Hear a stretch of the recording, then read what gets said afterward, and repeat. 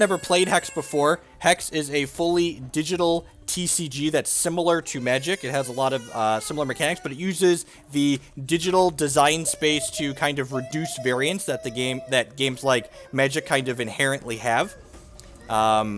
One of the great ways that Hex reduces variance that Magic has is in their opening hand algorithm. So the opening hands that Hex generates aren't completely random like they are in Magic. Hex uses a modified hypergeometric distribution to remove the 10% most resource light hands and 5% most resource dense hands from the game. So basically everyone in Hex mulligans 15% less compared to Magic. Guidance here is a great example of a really powerful cantrip. So it has the Fate Weave mechanic. So this card lets me Fate Weave, which means I choose either a resource or a non-resource, and I put it on top of my deck, and then I draw a card. So basically, I get to choose, do I want to draw a resource or do I want to draw a non-resource? And this hand needs another shard, so we're going to go ahead and choose a resource here. I'm going to Seek Fortune and grab a resource. I'm going to go ahead and play this Light the Votives, which makes 2 candles for me, and then pass back to my opponent here.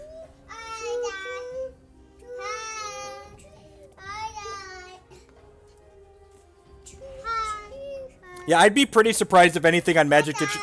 Hi, Declan. You want to come sit by Dad, too? I'd be pretty surprised if anything to do with Magic Digital Next replaces anything on Twitch to Hex to save 15% or more on mulligans. That's a great tagline. That's a pretty fantastic tagline.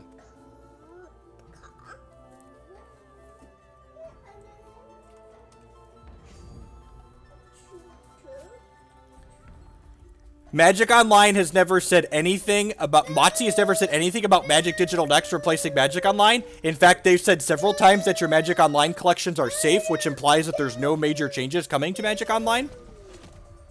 So many stat blocks, right? Just, like, block all of these things.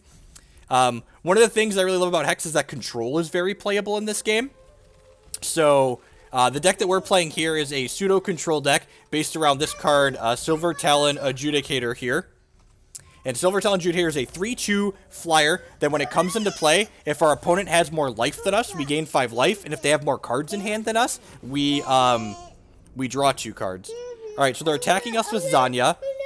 This card has Rage 2, so it's going to hit us for 3.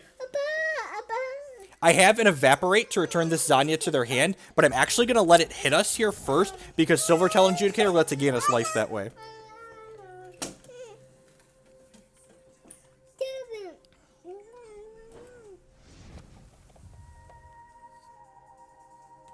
Alright, so I'm going to go ahead and Evaporate this.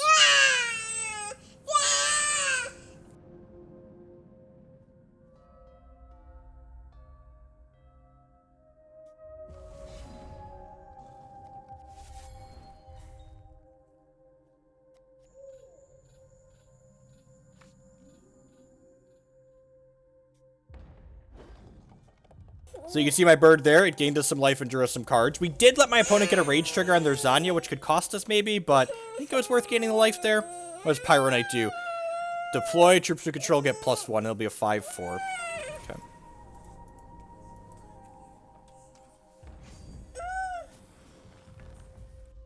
So no point in just chumping here, I don't think. I think my Silver Talon Adjudicator is worth more than just gaining 5 at this point. 4 of a kind, we win the pot. Our poker hand's real good.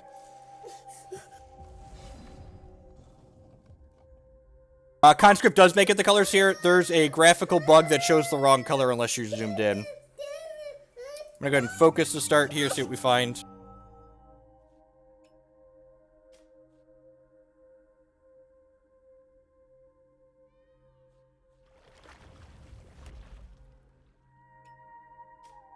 Choose the right color threshold here. Gonna focus again.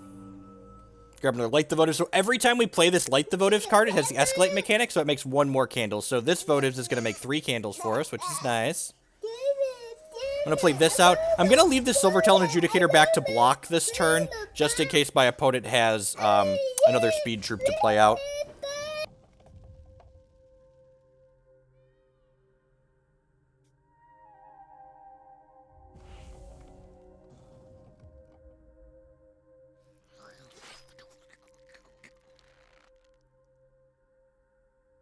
That's Eladgar's Vengeance. So that does 4 damage to us and every creature we control. So we're going to take 4 from there down to 16. And this is going to hit us for 7.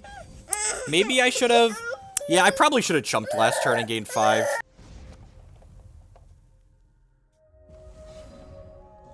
The Trial of Totems gem is minus cost. Cosmic Calling's decent. So we're going to play this Light the Votives and make 3 candles. Can you explain the Hex economy? So Hex has a full buy, sell, trade, secondary market. So this ad here above my head for this website, hexprimal.com, that is a website that buys and sells Hex TCG singles. So think of them as like the Star City Games or MTGO traders of Hex TCG. And so you can just... So unlike a lot of the CCGs where you like grind cards down into dust and stuff like that, on Hex... you can buy and sell cards, so your investment just doesn't go away if you decide you're done playing. So this card has an effect called Mobilize on it because we Cosmic Calling it, so even though this card costs 1, I can exhaust a troop I control to cast this for -2 costs. I can play this card for free by exhausting one of my troops. I have this issue on Linux where all my cards are Shadow since set 7 came out. Do you have... what version of wine are you using? It works fine on... It works fine for me on 2.12. Alright, so I'm going to go ahead and put this here, and put this here, and put this here. I'm going to put all of these on here just in case, and then I'm going to Runebind this. They might Fireball one of my things here, or kill one so their Zanya doesn't die. And then we'll get to Runebind their Zanya.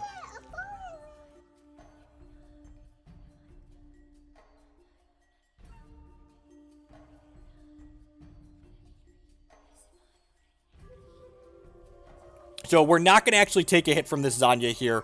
We're going to go ahead and mobilize this Candlekin to Runebind it, which turns my opponent's card into a mysterious rune, which kind of sets it off to the side.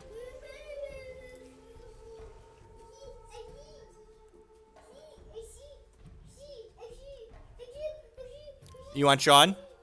Sean the sheep? Okay.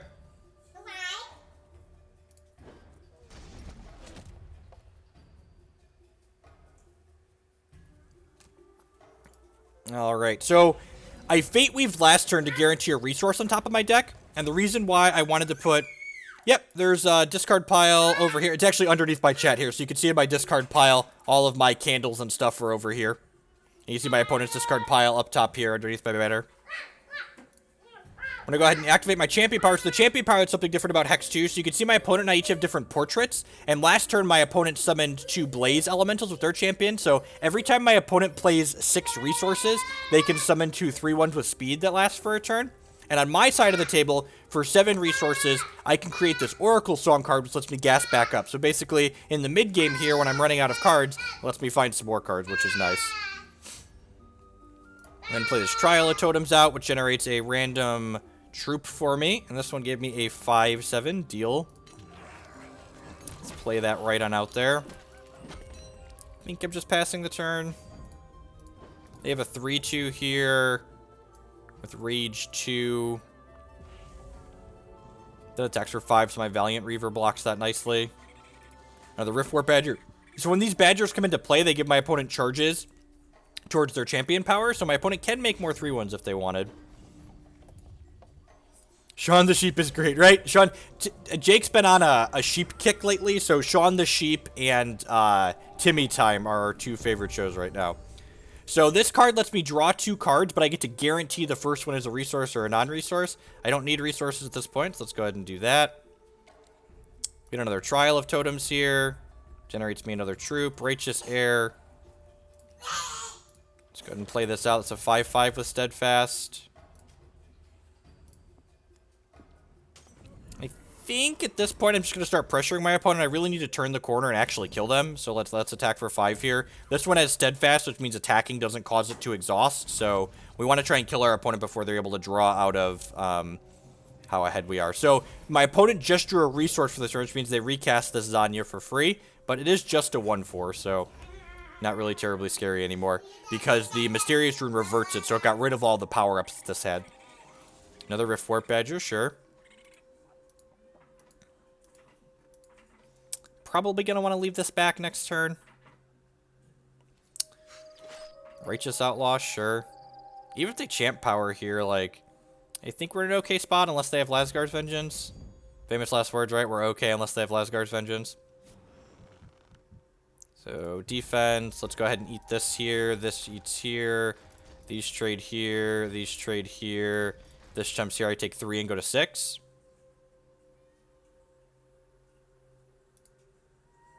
This attack might have been bad.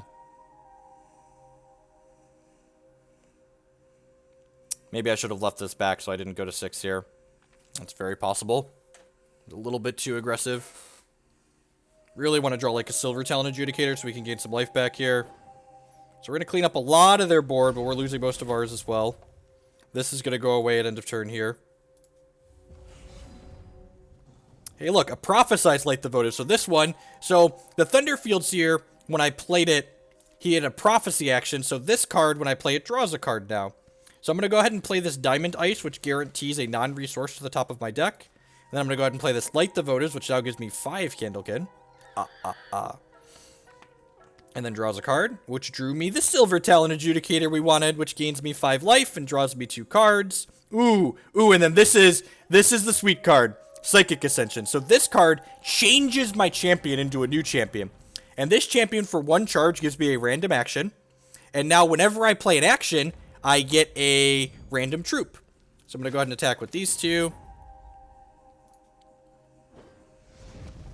Let's go ahead and play this Guidance, which gives me a random 1-drop. Put a non-resource on top of my deck to draw. Another second Psychic Ascension doesn't do much. Because unfortunately there are not any -5 cost cards to play out. Yeah! Got it. Alright, sweet. So we got game 1 here. So another thing that Hex does, and this is similar to Magic but dissimilar from non-Magic games, is that Hex's competitive ladder is best of 3. So unlike games like Hearthstone, which have a lot of variance in like your matchups and stuff like that, you get to go ahead and, you call them the reserves, swap in cards from the main deck and the reserves to give ourselves a better matchup against things. I'm not sure if I actually want to reserve with this matchup, do I? Maybe I want to bring in some Miracle Dark cards, but like, their Badgers don't die to this anyways. Burgle, what do you think? Are you here? Would you bring in Darkheart with the -2 the Hope Gem in it? What do you think of that? I definitely want the Trial of Totems with the -1 cost in it. Is this worthwhile? Yeah, I think that main deck is actually fine. Like, there might be an argument. I guess by deck list. There might be an argument for the Transmogrifades to come in. Maybe you could make an argument for this. Like, maybe trim a couple of Heart's Whispers. No, I don't really want to do that, I don't think. I think I'm just going to try clicking Submit here.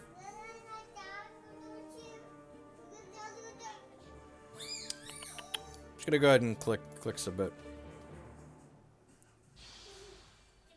No, it only works if you draw them.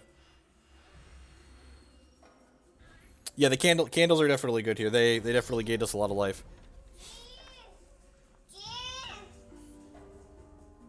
This hand seems great. We don't have a non-slow shard to play on 1, but we got 2 1-drops to play on 2. We got like a smorgasbord of 1-drops to play here.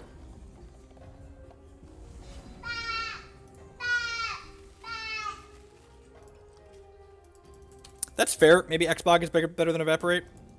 Because they have Zanya, too. I'd bet that for $1.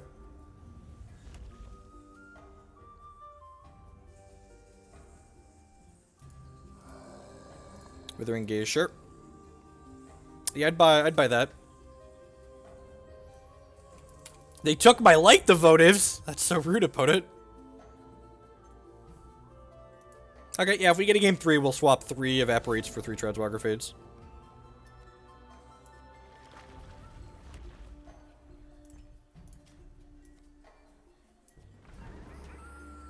I'm going to play this, and then we're going to try and focus for whatever the Thunderfield Seer prophesized onto.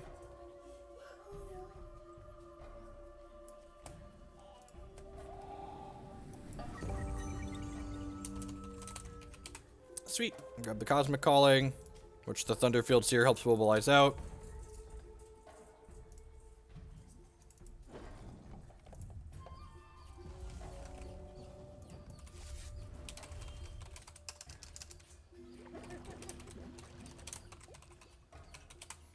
Matriarch of the Flames. Yeah, that's fine. Probably going to end up runebinding that.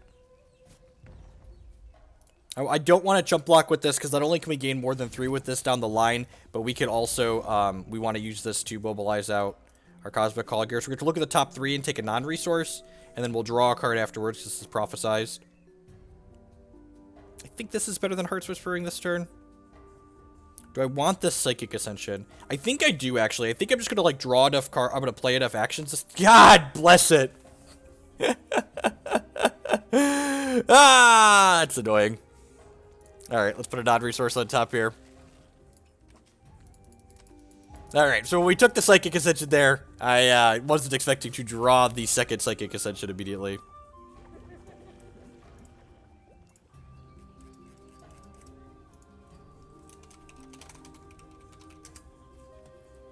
Let's go ahead and evaporate this one. Yeah, I think the Ascension's, like, the quickest route to actually winning the game, right? And, like, it's funny, just like we were talking about against Affinity last game, you need to actually, like, kill your aggressive opponent. You can't just, like, spend all this time disrupting them. We need to actually, like, close the game out. Another Thunderfield Seer deal. I think I'm going to do this, and then I'm going to do this. And I think I'm actually doing this for a resource because we want to just, like, hit all of our shard drops. So I'm going to guarantee that one of these is a resource. And, of course, now we drew 2 resources and we're going to be flooded. Tilt. And this has mobilized from the Cosmic Calling. So this is actually 2 less than what it says. I think I'm chumping with one of these this turn. Yeah, I'm going to chump with one of these. They don't have another resource here, so that's good for us. Let's hopefully draw Prophesized action. Silver Talon Adjudicator, you say. Yep, so I'm going to go ahead and Runebind this one, and then play the Silver Talon Adjudicator to gain life and draw cards. Big bucks to a Fireball. Ding, fries are done. Bum, bum, bum, bum, bum, bum, bum, bum, dun, dun, dun, dun, dun. Whoa, wait, what? Alright, so if my opponent would have Fireballed us or our Thunderfield Seer in response there, we wouldn't have gotten to draw cards there, so God bless, I guess. This Zanya is Rage 4. Okay, yep. I'm going to put this under this bus, I think. And Guidance, start with that, I think. Really looking for an Evaporate or a... I guess that's a Chump Blocker. Looking for an Evaporate or a Runebind here. Oh, this is Prophesized. Oh, I should have started with that. I didn't realize it was Prophesized. Hey, there's an Evaporate. Alright, let's play this. So, when my opponent enters combat with the Zanya, we will send it back to their hand. And this probably would have been better as a Transmogrifade here, right? So, like, and they drew a resource. So, if they hit a Ruby resource, yep. Let's have Rage 1, yep.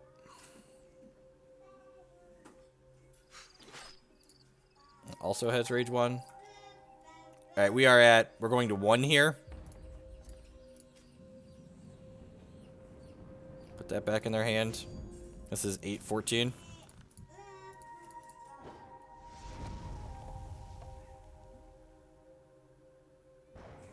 Bolt Spasm, sure. Scale of 1 to dead, probably dead here.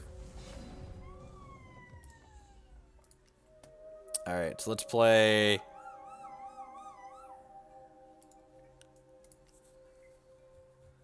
I'm pretty sure we're just hosed. I think the line is, like, generate a shard ward off of... I'm pretty sure the line is, like, generate a shard ward off of, this Psychic Ascension. Chastise. Yep, dead.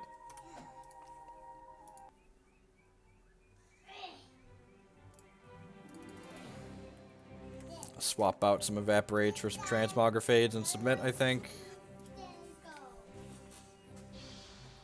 Yeah, I think the line there was hitting something off of the Ascension that could dig us out of it. And we didn't, so we died. To play this game on the play.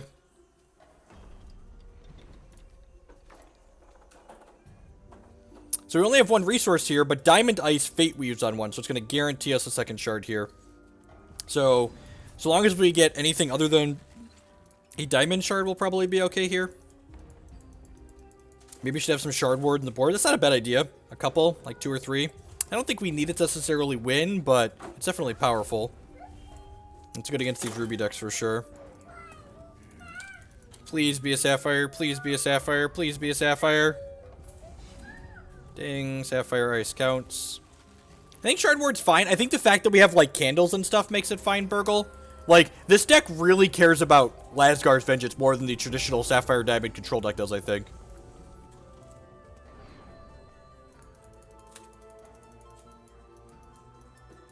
I think I'd rather have Shard Ward than Rimeclaw, honestly. Trade.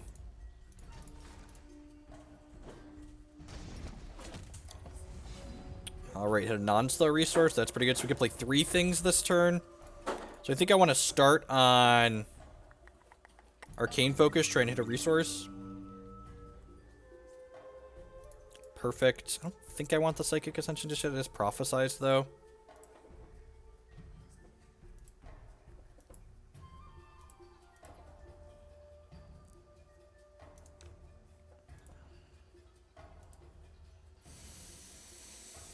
Oh, I have to take this, I think. It's our way to actually win the game.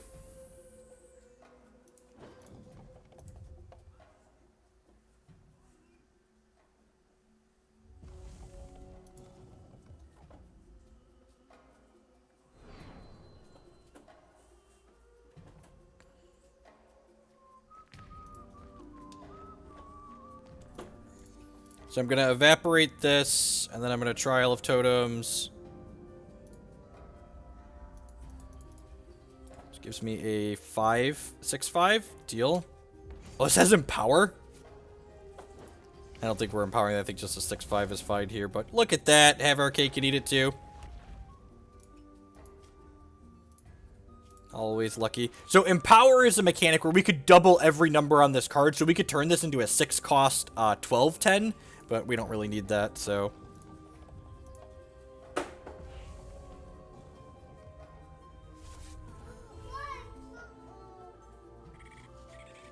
God, Trial of Totems seems really good against these aggressive decks.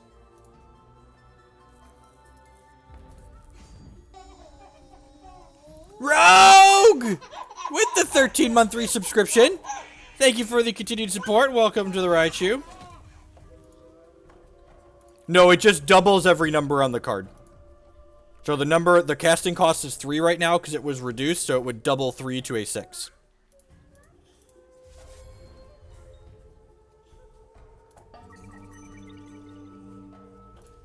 Another Trial of Totems, sign me up.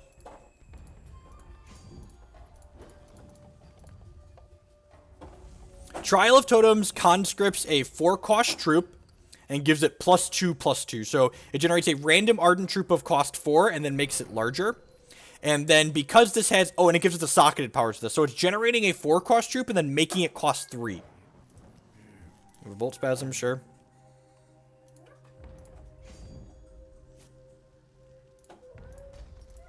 I'm used to Magic Online mechanics, right? Last army. Alright, I'm gonna go ahead and mobilize this here. See what we get off Cosmic Calling. I think I'd like Silver Talon Adjudicator, right? Yeah.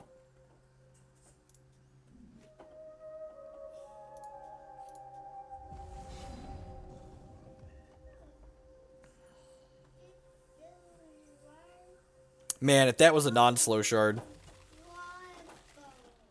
Put a resource on top of my deck. If I transmog, I get to draw cards with this. I'm gonna transmog this Bolt Spasm.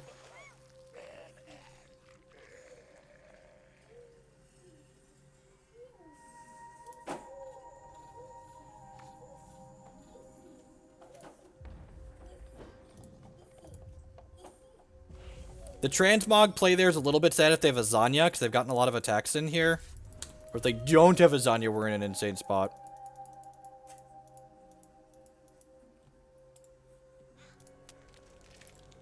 Oh, that's the randomly generous. Like, that's a weird one.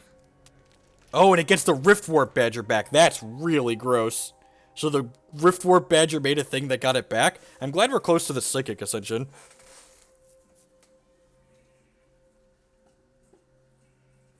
The aggressive decks never get the Polyberry Pouch, right?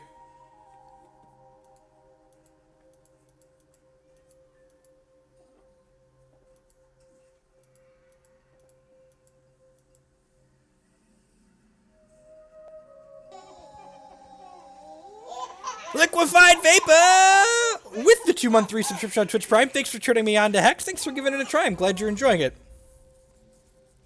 Am I willing to trade here? I'm not, because this is probably going to make a blocker for that on the ground. Light the Votives. Alright, well, let's start with... Let's start by playing this resource and activating my champion power, I think, here. Get a couple of draws, see what we get. They'll decide if I want to do Trial or this turn. Second Psychic Ascension, sad. Yeah, I think I just want to do Trial here. And then play my... Ooh, that's really good.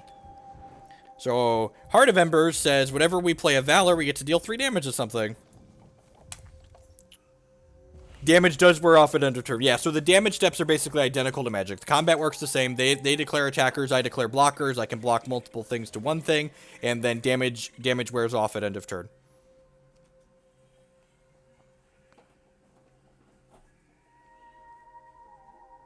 Don't Lasgar me pre-combat.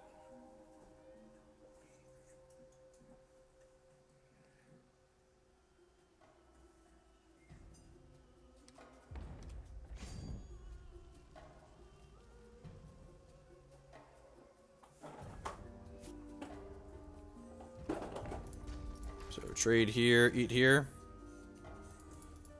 They might Lasgar me post-combat here and kill my Heart of Embers. Cycle a coin. They probably should have done that before they attacked in case they drew a Lasgar. Nope, just already has the Lasgars. And they still should have done that pre-combat in case they drew another Lasgar. Alright, Light the Votives. Alright, yep, so we're going to play Light the Votives here, which makes this cheaper. And then we'll play this. We just got to dodge another Lasgars here, basically.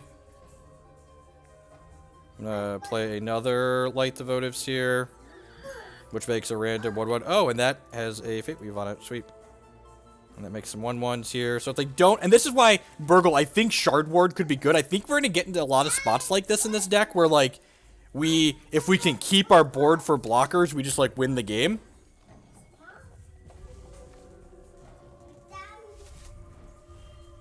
Don't Lasgar me.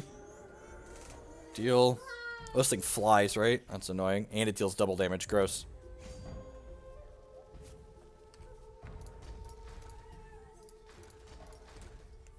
Alright, trades these all over there. Oh, you know what? I probably should have put a resource on top of my deck. I guess I can get one with this Heart's Whisper, right?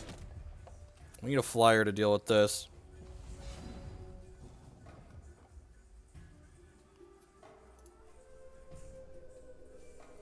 The Light the Votives Fate Weave because it generated a troop that had Fate Weave.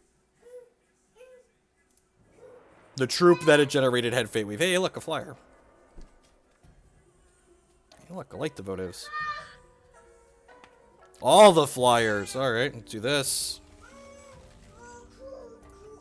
Oh, and actually, so Psychic Ascension here is worth playing when it hits 0 because it makes a copycat. Copy that one.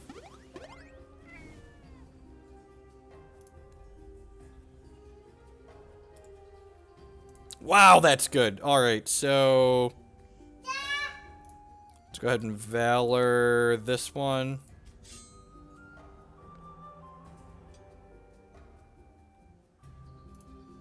Valor this one. Just make a bunch of Dorkos here. And then Cry might be lethal next turn, actually. Oh, I should have Valored this one so I could attack with it. I should have Valored this one so I could attack with it. Withering Gaze. I think I'm okay with that, right? Do you want to Runebind this in response? I think I'm going to Runebind this in response, actually. I'll let them do their thing. They probably have to take Cry at this point. Maybe I'm supposed to leave the Runebind to give them a chance to mess up. Oh, I could have Runebinded that, right? I probably should just Runebind the Withering Gaze. Yeah, I should have just Runebinded the Withering Gaze, Durf.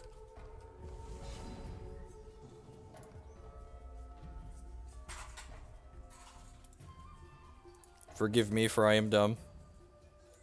I am lay stupid. Yep, that doesn't have any power. That's fine, we're probably still winning this game.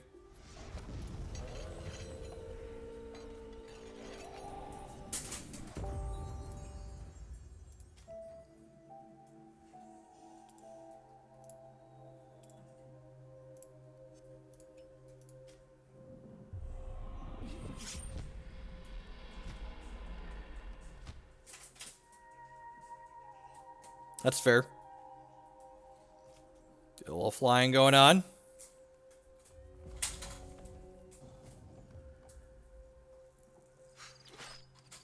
Evaporate, just outlaw.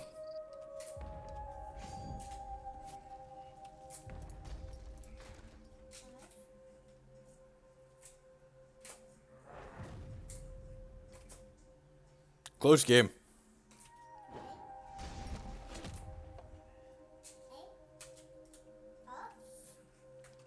Silvertail Adjudicator is a great hex card. You know that?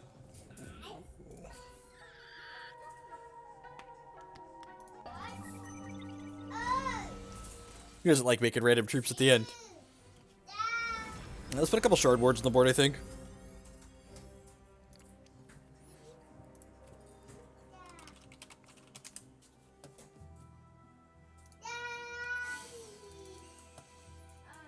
Cut one of each of these, I think.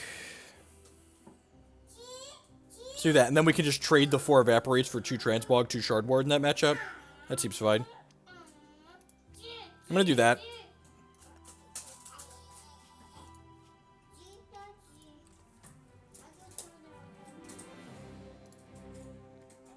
I basically started from a blank deck list. I guess you could say, like, it's the same colors. You could translate what's different between this and the Dirtle deck, but, like, there's enough cards different. This is kind of a new deck.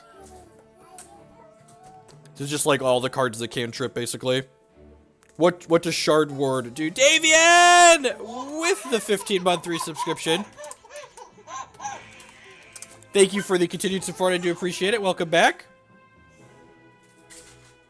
So Shard Ward basically stops one shard of type of your choice from dealing damage until end of turn. So against the Ruby deck, what matchup is Clash for? So I think the game plan against, like, the, like, Blood Wild Deathcry decks is, like, board into Clash of Steels and Dark Hearts.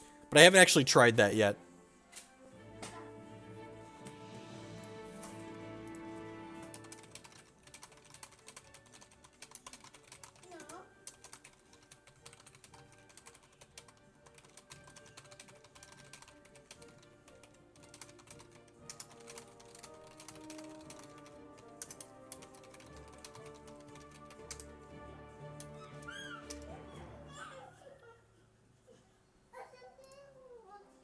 And again, this deck list is something that Burgle and I were just theory crafting in our team chat the other night. So I think, well, like, obviously nothing is 100% in here. Like, it's just like a bunch of fun 4-ofs. Actually, it's all 4-ofs, isn't it? It's like all 4-ofs, the 2 Psychic Ascensions over the 19th and 20th resource.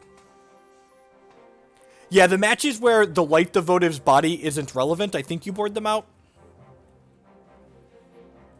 So, like, the decks that have, like, bigger mid-range bodies.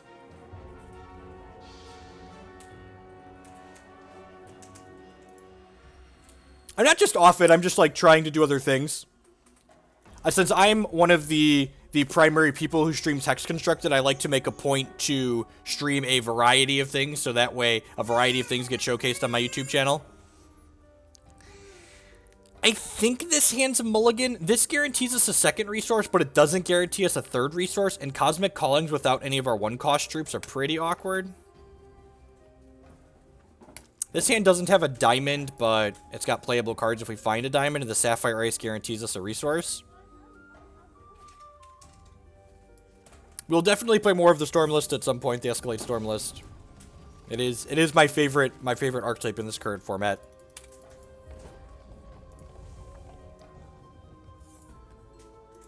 What's going on? Maddie wanted to build a Turbo Psychic Ascension deck, like, first thing this season, and we told him no.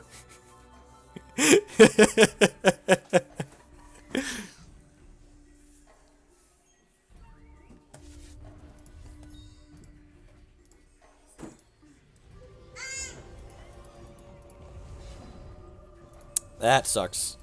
If we would have hit a diamond there, this hand would have been insane. Now we're gonna have to fumble around until we do.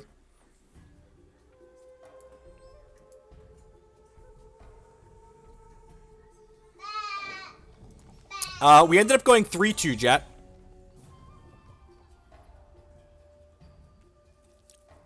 So, Cash the League, not terrible. Chandra and Elspeth, turns out 6-mana Planeswalkers, really good when you can play them.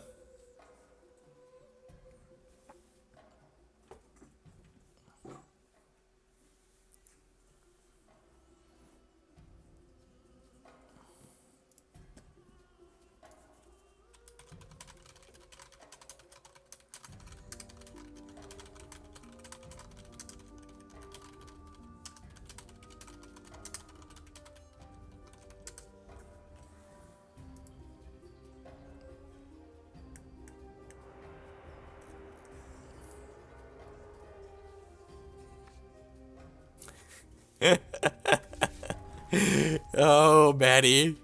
So many flavors, and you choose to be salty.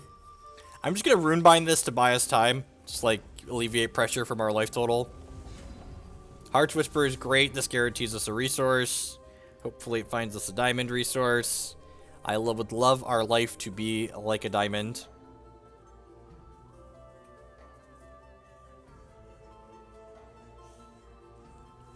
Our life's like a diamond.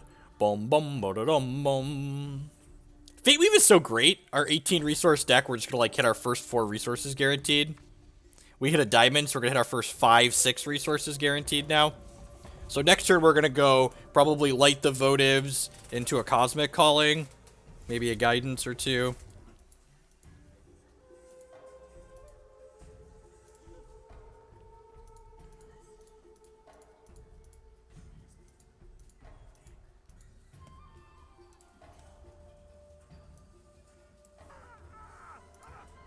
Thought Collector's interesting.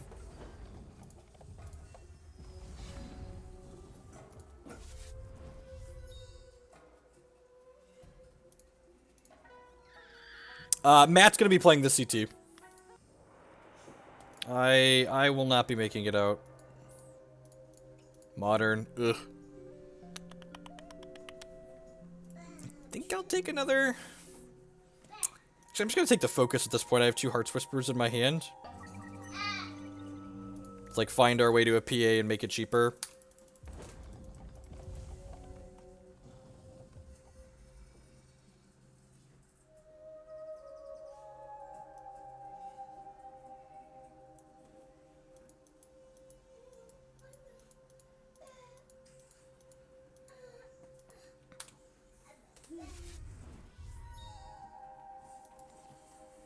So this costs 4 to play and make a thing. Ew, that's going to kill us really quickly. We don't actually have a way to interact with that in our main deck, right?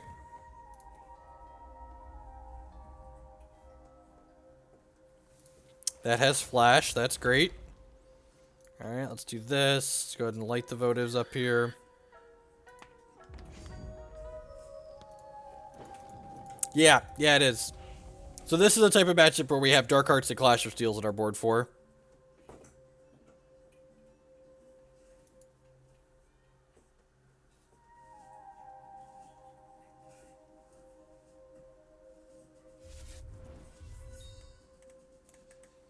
Yeah, I'm glad you're enjoying Grixis Silverjet. I'm hoping to finish out my my primer this week so you have full boarding notes. Yeah, I should have attacked for 1. Good call. And it encourages him to run this into this. Yeah, I should have attacked 2 because it encourages him to run this in.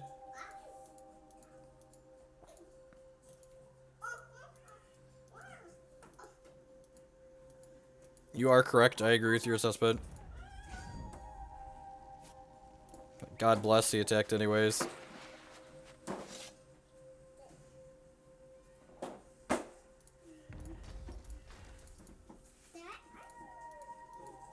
They could have removal here. Their deck probably has a decent amount of removal in it, so I wouldn't be surprised if this dies. Dark of Night. Gross. Gross. Scale of 1 to dead. Probably pretty dead here.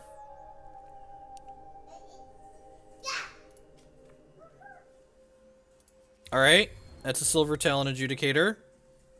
Marginally less dead. Still pretty dead.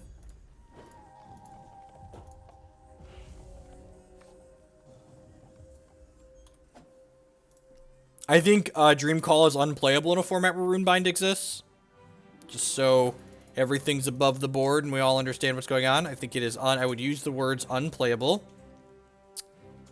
I think I want to cut these Light the Votives. I think these Evaporates are probably pretty mediocre. What else are we cutting here? So these Dark Hearts. I think I want the Hope Gem in them. So we can flip them out early. I think I want to keep my Trial of Totems on -1. Cosmic Callings, I agree with that.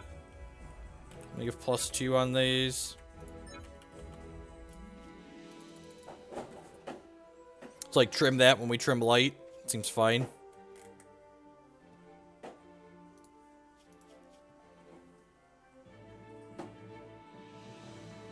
Maybe this Transmogrifade is okay. Maybe. I think I'm just gonna leave this how it is for now.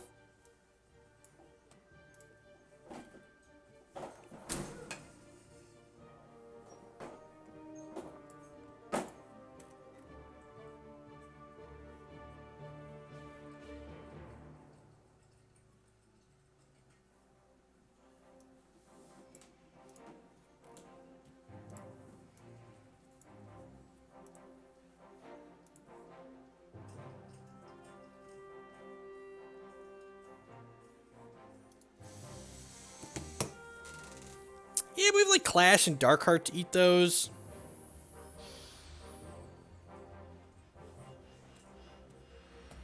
Maybe it's better than the Calling. I could buy that for $1.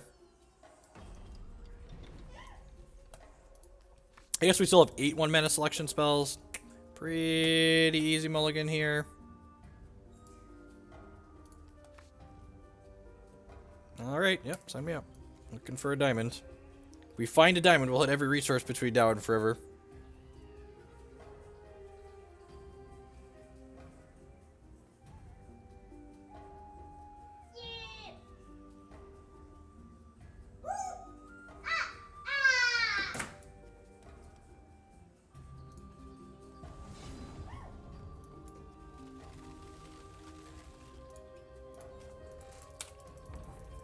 You can evaporate your own Thunderfield Seer and replay them, so it's not strictly better.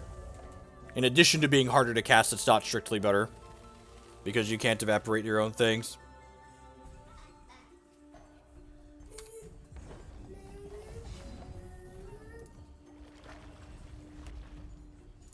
Or Silver Talon Adjudicators. Yep, that is also correct. Grab a non-resource here with the first one. Grab a resource with the second one. Oh, you know what? That was wrong. Exactly for that reason. Holy shit! Instantly punished. So I should have gotten resource first and then gotten resource again if I missed on a Sapphire, because there's two fucking diamond shards in our deck. Ugh. Tilt angel. I realized as I was selecting resource, I was like, wait a minute. We should have done resource first because of this diamond shard. Womp womp womp.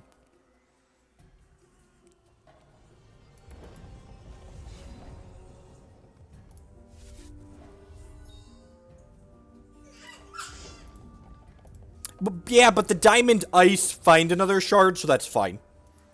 Like, the diamond ice likely find a sapphire, so I think that's okay. Let's play this out.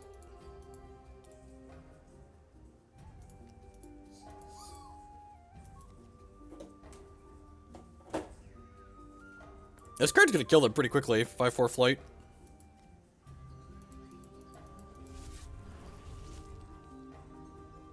Hopefully they don't have Twilight River in here.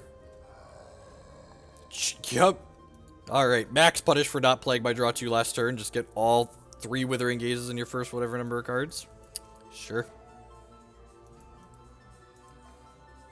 Don't Nightfall Twilight River at me. Don't Nightfall Twilight River at me. Have a heart. Have a heart, opponent.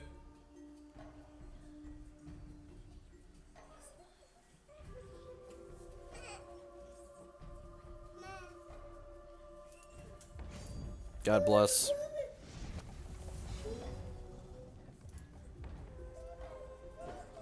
And pass with this up so we can verdict a... This is quick, so we can wait on this.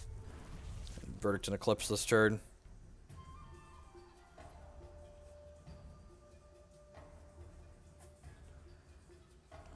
And they can't attack with this because Lightning Brave eats it. Or they have removal. Alright.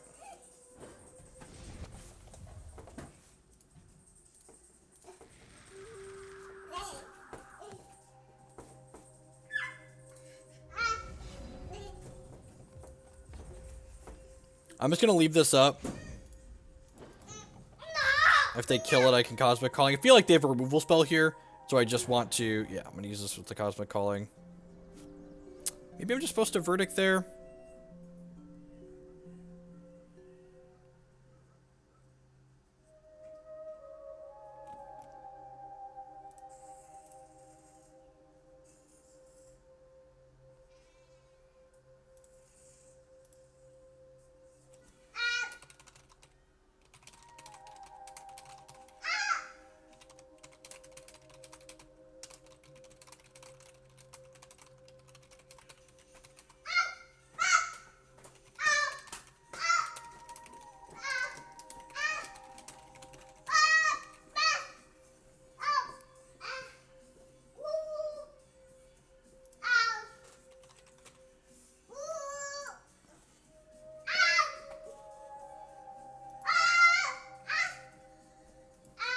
Yeah, I think I agree. I think I want to hold the verdict. Oh,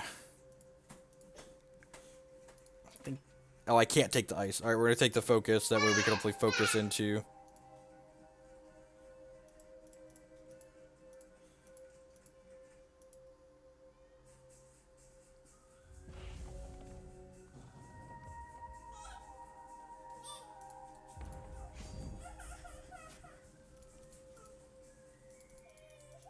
This might also be leaving ourselves under too much pressure because, like, this is going to a 3-3 and, like, we're taking one more here. The actual mistake this game is, like, snowballed off of was the fact that I didn't double guidance for resources after I got punished by that diamond, and I didn't get to draw 2 at any point, and they had 3 Withering Gazes to punish the fact that I didn't draw 2 on turn 3. So, like, we're kind of off it.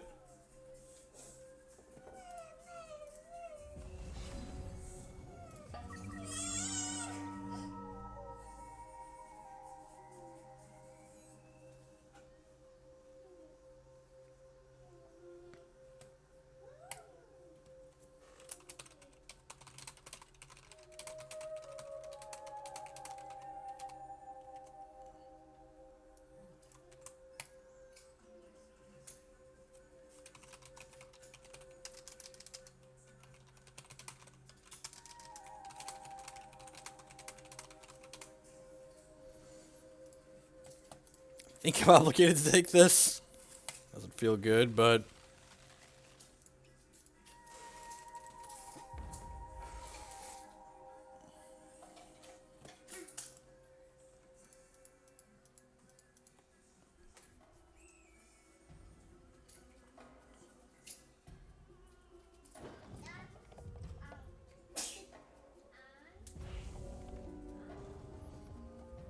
The actual answer is that our opponent messed up, and they shouldn't have given us a chance to Cosmic Calling or Verdict their thing. Like, neither of those things should have been possible. They should have just, Dark Evented our thing at their end of turn when we played it. Oh, these ice are done. Alright, let's move to the next one. A little bit too clunky there. But I agree. After our opponent punted, we should be punted back to them.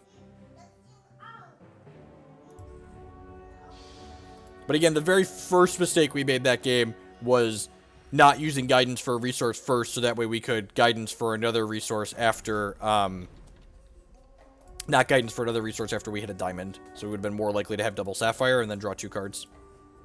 Yeah, I did a lot of losing over the weekend. That's fine. We're, what, only halfway into the season?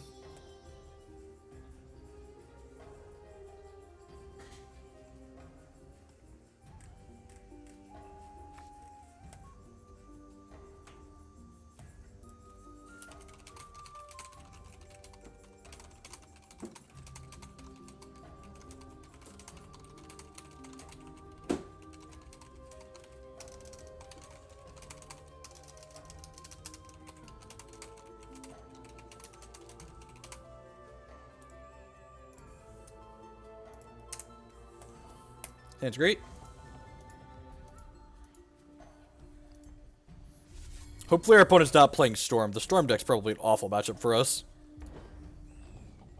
If they're playing, like, traditional Sapphire Diamond Control, let's say it should probably destroy them.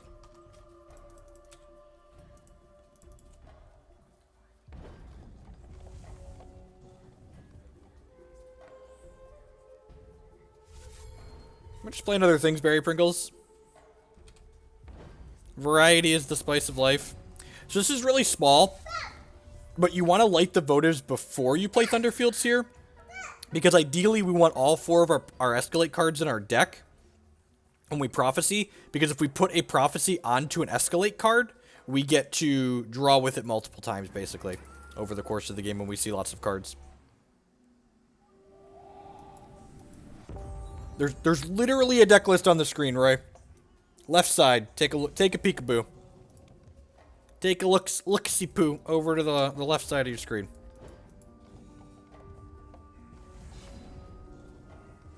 Did I miss one from Ace Effect? How is climbing experience with Hex, do you recall when you first started? So I've actually been playing Hex since before the ladder existed. If you are a competitive Magic player, you probably won't have a hard time climbing the Hex ladder with a reasonable deck.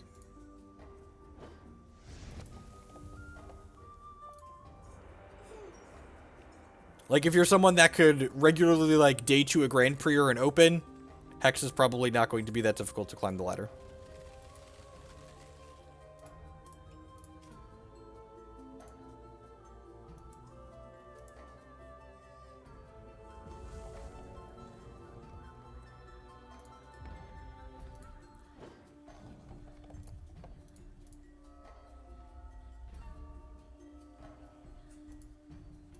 And if you're, like, a psychopath like Matt, you can climb 400 spots in 5 days. By, like, playing 80 matches and having a great win rate. Well, my opponents missed a bunch of shard drops here. It's unfortunate for them. I wonder what they kept. We're runebinding my Trial of Totems, sure.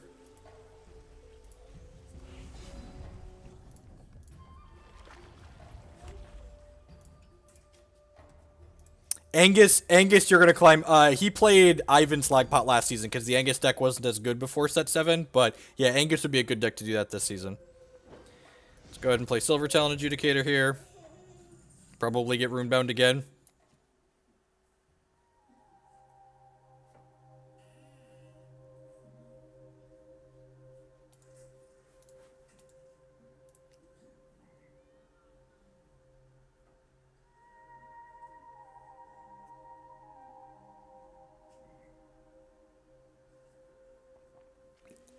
Yep, another Runebind, sure. So when I draw a resource, we'll recast both of these. Redling 7-0'd the Swiss of the CCS. The CCS top 8 is not, what's it called? Constructed. So Evaporate seems pretty miserable. Verdict of the Ancient King seems good. I think I'm just going to bring in, like, 2 Dark Hearts for value. Maybe I want Transmogrifade to kill their Dark Hearts. That doesn't seem awful, actually. Yeah, I'm going to bring in 2 Verdicts and 2 Transmogrifades for my 4 Evaporates. Let's do that. I'm not actually 100% sure what deck list they're playing. They could be playing Storm, or they could be playing Sapphire Diamond Control.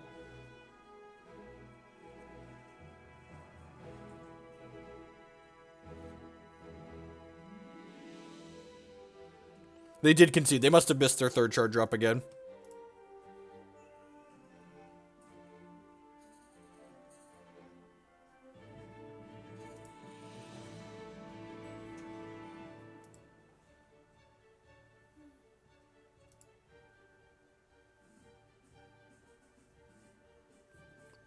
You think so? It's so expensive. I guess if we get rid of their Dark Hearts, they don't have a lot of threats left. That's fair.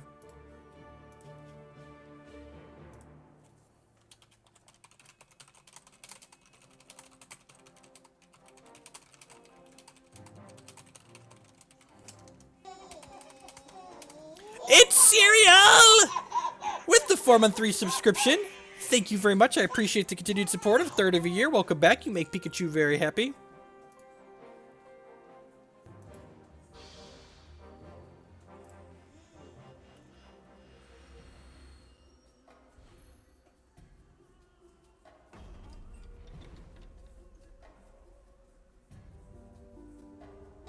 Dax! With the 4-month 3 subscription as well. Welcome back, and thank you for the continued support.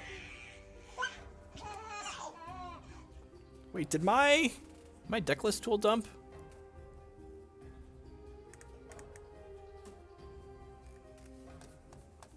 Where'd my deck list go? My deck list tool might have had a hiccup. I don't know why.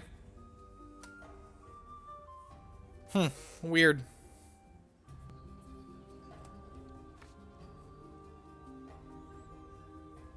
Hand's missing diamond, but it's a fine keep. We've got some ice here to find some.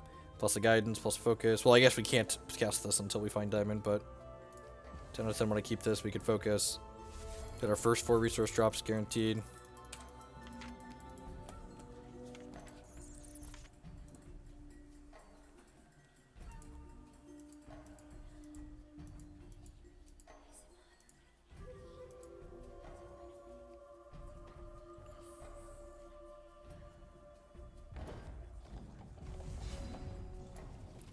perfect. I'm just gonna take a resource for now. I think guaranteeing our first 4 shard drops is good. I really don't like this limited format decks. I am plat 3 on the limited ladder right now, and I don't even think I'm gonna bother getting to Cosmic. I find the format really frustrating. The format's very bomb and synergy driven, so it makes it really easy. Your decks feel like they are mostly 2 or 10s. You either get something that's very good or you get something that's like mostly unplayable. And actually, I didn't even play the Clash this past weekend because Sealed is super awful in this format, I feel like. The constructed format is enjoyable. I like this constructed format a lot. Like, constructed as always, Hex is on point. I mean, I don't like limited in general. So, like, me not liking a limited format isn't necessarily a metric that is good, bad, or otherwise. But, like, compared to 555 limited and 665 limited, I really don't like this format. I liked 555 and I liked 665. And I never played any limited formats before that in Hex.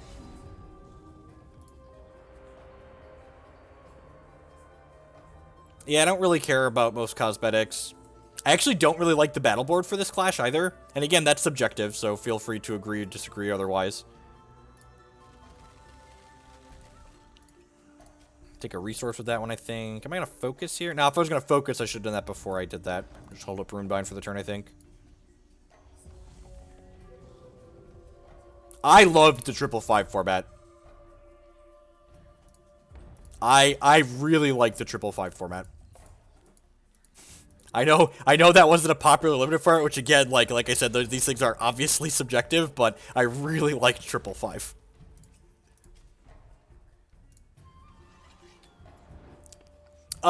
From the one Clash that I played, I actually won the AAA Into the Unknown sleeves as a door prize, which was actually what I wanted. I kind of wanted those sleeves, and I plan to, I think those are the perfect Storm sleeves. So I plan to use those when they get added into the game here in a little bit. I still don't know what they're doing. Are they playing Mono Sapphire? It feels like they're playing, it looks like they're playing Mono Sapphire, right? Am I just gonna like Runebind this? I think I'm just gonna Cosmic Calling.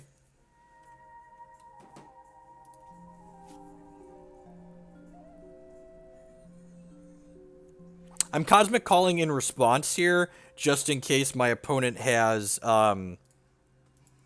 what's the word I'm looking for? In case they have a deny.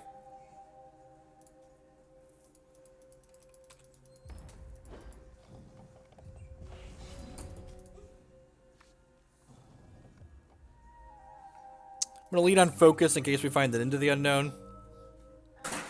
Did not.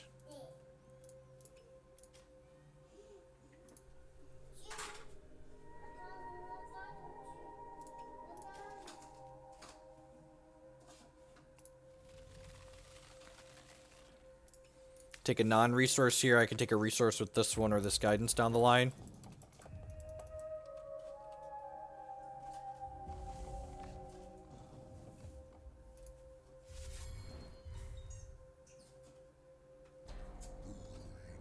Yeah, correct. It just gets the socketed powers. Double Dark Heart here is pretty good. We're going to need to find a PA pretty quickly to have a chance this game. Oh, actually, that's not true at all. I just get to Runebind one of these, right? And then the other one makes them... Yeah, okay, so let's Runebind... Let's Runebind this one. And then I can Verdict when they fight over this.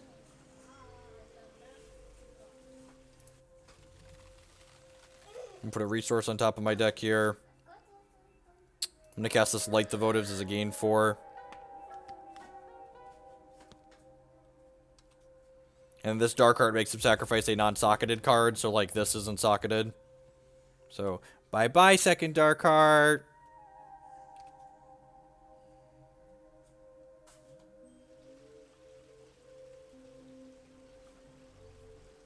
What? Alright, let's try this. Pick it up. You have no more Dark Hearts in your deck. Oh, I guess this is still a Dark Heart, huh? So I have one Dark Heart to deal with now. They're never going to have 2. Maybe I'm just supposed to Verdict there. That might be wrong. I can beat one Dark Heart with PA, though. Yeah, that might have been wrong.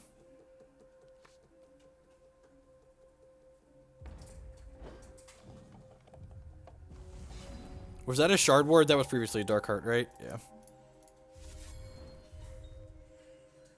I think maybe I'm just supposed to Verdict their Runebind. Is that where they lost this, then try to Into the Unknown this other one with a Runebind back up? Weave into nothing. Let's Runebind that.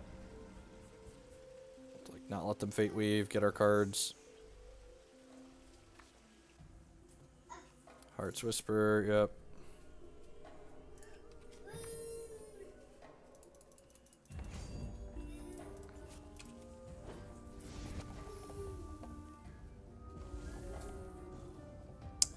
We just need to find our way to a Psychic Ascension ASAP. It's pretty good. Probably means a Silver Talon Adjudicator is going to get to draw cards for us, though, which is nice. Oh, the guidance has Mobilized. Good call. Good call. I did forget about that, actually. So let's do this.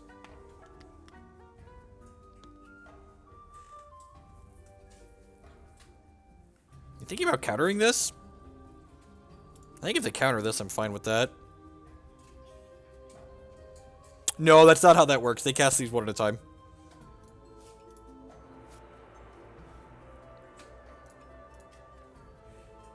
Hey, look, Psychic Ascension with double counter backup.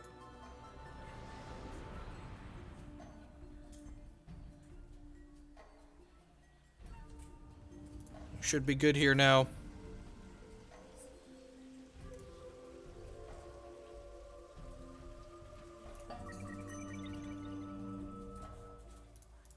I was gonna say, wouldn't mind drawing a resource, because it means we get to activate our champion power this turn. Hey, maybe I'm supposed to take the ice there, actually. Although I really don't mind drawing a resource next turn, so I don't think it matters. Oh, look! That's going to kill... It's going to kill a Dark Heart when it comes off of Suspend. Activate this, get a Blood Threshold. I think Blood Thresholds are the best extra threshold to have in the control mirror when you're Psychic Ascension. Maybe Ruby's slightly better. No, they will not need to counter their own thing when they draw off these mysterious runes. They don't put all three on the chain at the same time. They go one at a time. I'm gonna play this Silver Talon Adjudicator because it's gonna gain us life and draw us cards before I hit this because I want one less card in my hand. Hey, Light the Votives. Do this. Festering Decay. All right, sure.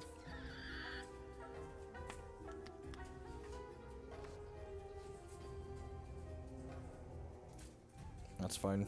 I think I want to hold this Verdict for something scarier than that. Like even their champion power is scarier than that, I think. Bounty of the Magus. Huh. Yeah, I'm going to counter that one. Take a peekaboo what you got over here. Verdict and their own PA. Oh. Huh. Alright, that was probably loose. Probably loose. I think I'm far enough ahead here that if they PA, I'm still gonna win.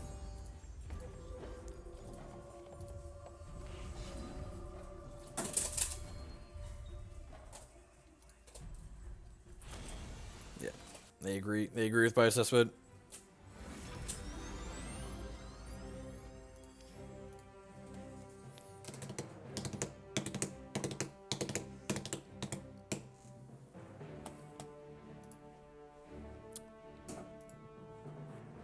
Yeah, the deck list appeared. Weird.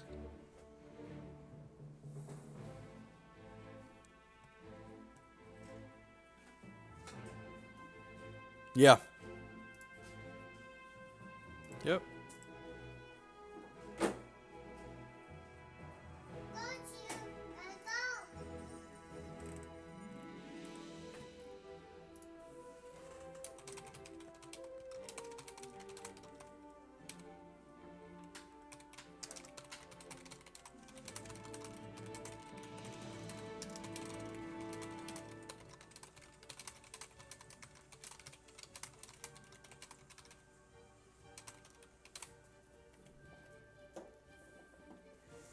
Yeah, there's a lot of movement out here, Batman. Everyone's really close in. Yeah, we've played 3 matches now.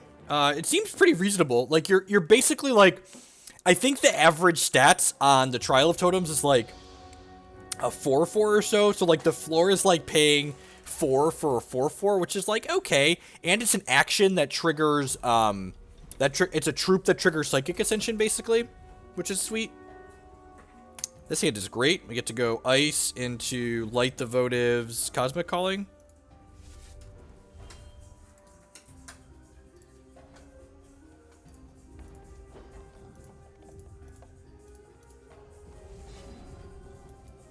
Stack a non-resource on top here now, so you're fourth. I think you want to guarantee your first 4 resources in this archetype always.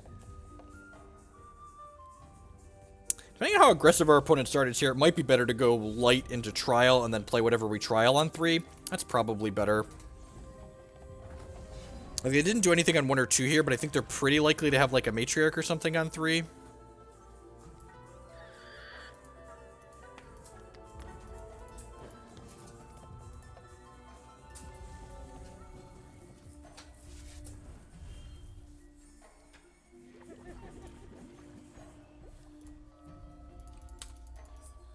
Yeah, see, like this. We got a 3-cost 4/6 flyer that we got to spread the resources out over 2 turns. So, like, that's pretty good. So, yeah, so I'm going to play this. And this is single diamond, because the visual doesn't update.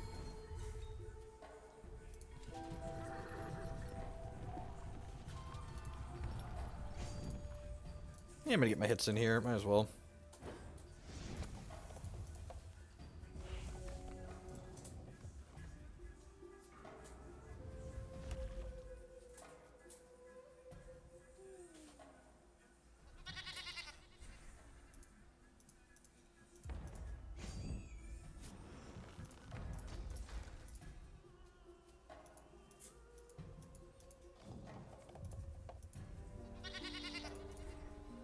Yeah, I think the mono ruby based decks have pretty much overtaken Redlings in terms of popularity on the ladder. I don't think it's a stretch to say that. Maybe I'm supposed to have... Yeah, I think I'm supposed to have taken a resource with that since I have this to find something else here. Go ahead and Valor this so it can still beat a Matriarch of the Flames inside of combat.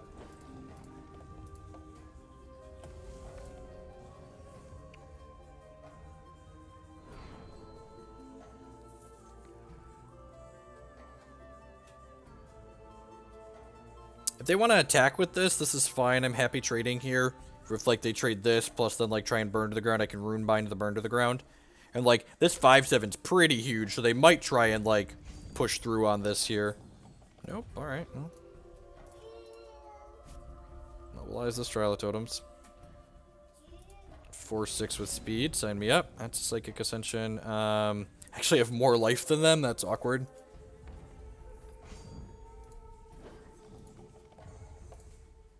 So, basically, I think the Mono Ruby versus Redlings discussion is it worth trading consistency for power level, is what it comes down to. That's mobilized too, that's funny. So, like, I think there is a strong argument that the Ruby deck is more consistent, while the Redlings deck has a higher power level. I'm gonna go ahead and Runebind this. It means if I draw a resource, I get to use the Silver Talon Adjudicator to draw cards. Do I want to just Runebind this one too and just, like, guarantee I get to draw cards with this Adjudicator? Yeah, I think I do, actually. And just, like, turn the corner here. It takes my Psychic Ascension down.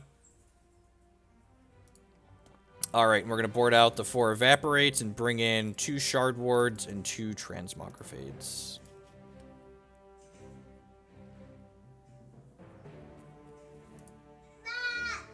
And it's not even just like, in addition to having the Crusader one-ofs in the Redlings deck, like, the resource base in Redlings, anyone who's played that before will know that the resource base in Redlings isn't always fantastic. Like, you've got Crypt Dust in your deck that wants to hit double Ruby thresholds consistently, which is just, like, not stellar.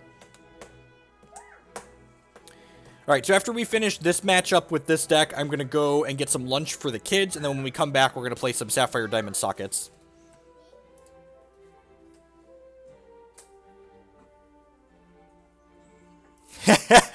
Awesome, David.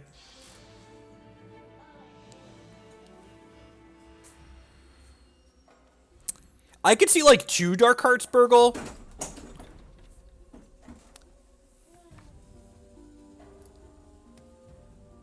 That seems fine. It's got the PA in the opener. Shard board's decent as well. This is going to guarantee us our 3rd shard. This card is just like everything. Sapphire Shard, Sapphire Shard, Sapphire Shard. This card is just like everything a control deck wants. It's like a draw 2 that guarantees you hit your 4th resource on 4. It's so powerful.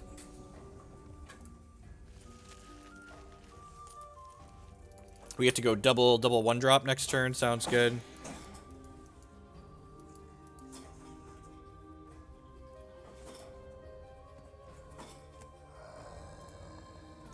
Sure. As you will. As you will, opponent. Dealer's choice. Took her Psychic Ascension. Sure. That's not the only one. And they're going to have a hard time taking Psychic Ascension down, so enjoy.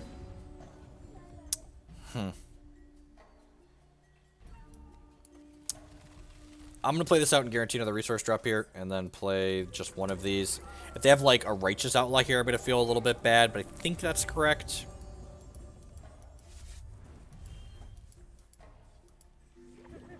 Matriarch is whatever. So we'll take 3 here. Oh, trades? Sure. Tradesies? Tradesies?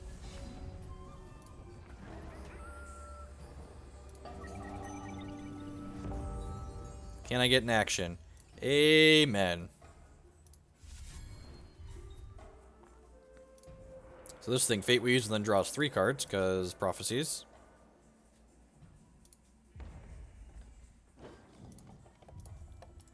Come my Talon, come my Talon, you're my honey pie, sugar Talon. Come my Talon, come my Talon, you're my honey pie, sugar Talon.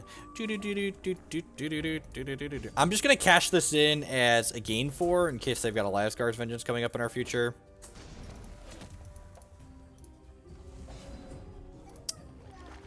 God, that card's so good. I think I actually want to just do this turn, right? Yes, we do. Here's my 5/6. Go. The opponent's hero power for 6 charges creates 2 3/1s with speed that die at end of turn.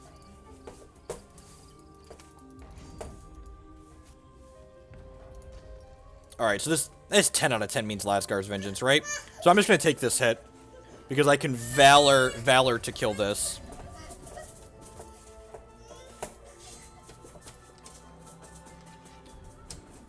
So they definitely have Lasgar's in their hand. Take a non-resource with this.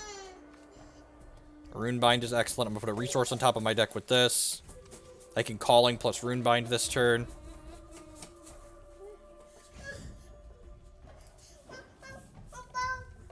What do you want?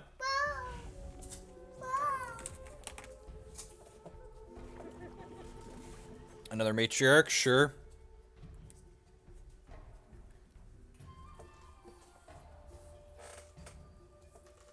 Alright, sorry, half a second. Gotta plug something in.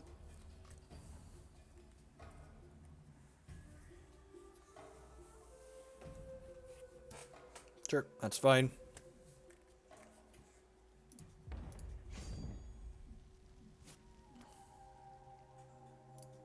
So, I'm gonna go ahead and do this, and then I'm expecting a Lasgar's Vengeance here, right?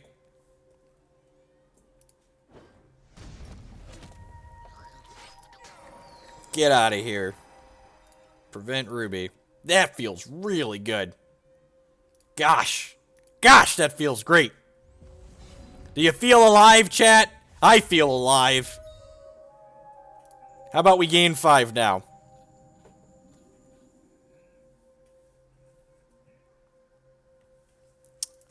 Is it not on my thing? You're gonna get some lunch in a minute, dude.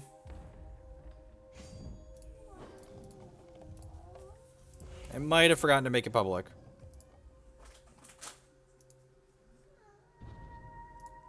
It is now public. I forgot to make it public. What does prevent mean? It prevents all damage from it, so Ruby sources don't deal damage for the turn.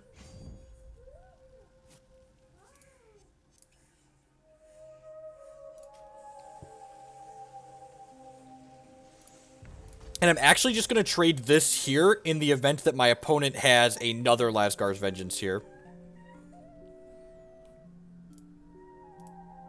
I think I actually want a Trial of Totems rather than a Silver Talon Adjudicator at this point. Yeah. And then I can actually mobilize this at the end of turn off this Heart of Embers.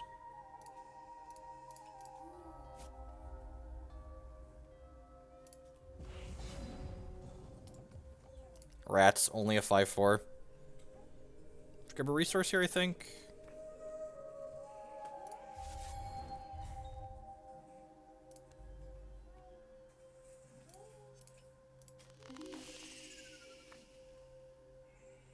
And again, we want to play the Light the Votives before we play Thunderfield Seer, because we want the maximum number of Prophecy cards in our deck when we prophesy, or the maximum number of Escalate cards in our deck before we prophesize.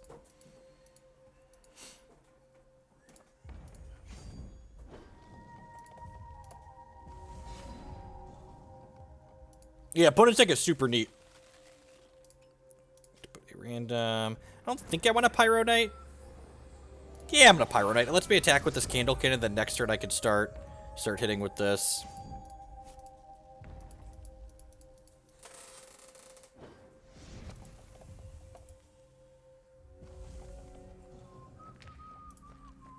I think a random card is better than Light the Votives there.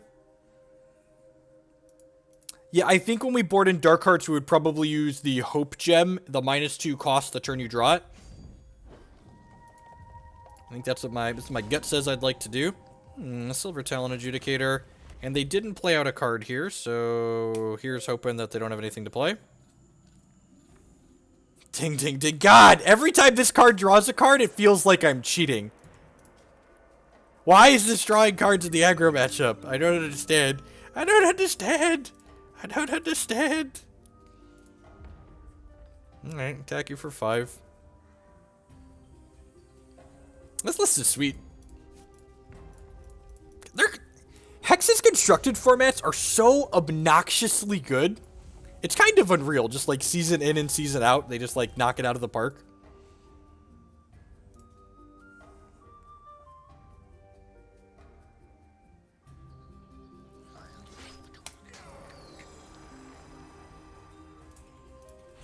Yeah! Get Shard Warded! So in addition to stopping the Lasgar's Vengeance from dealing damage there, it also prevents all the damage from their Ruby things.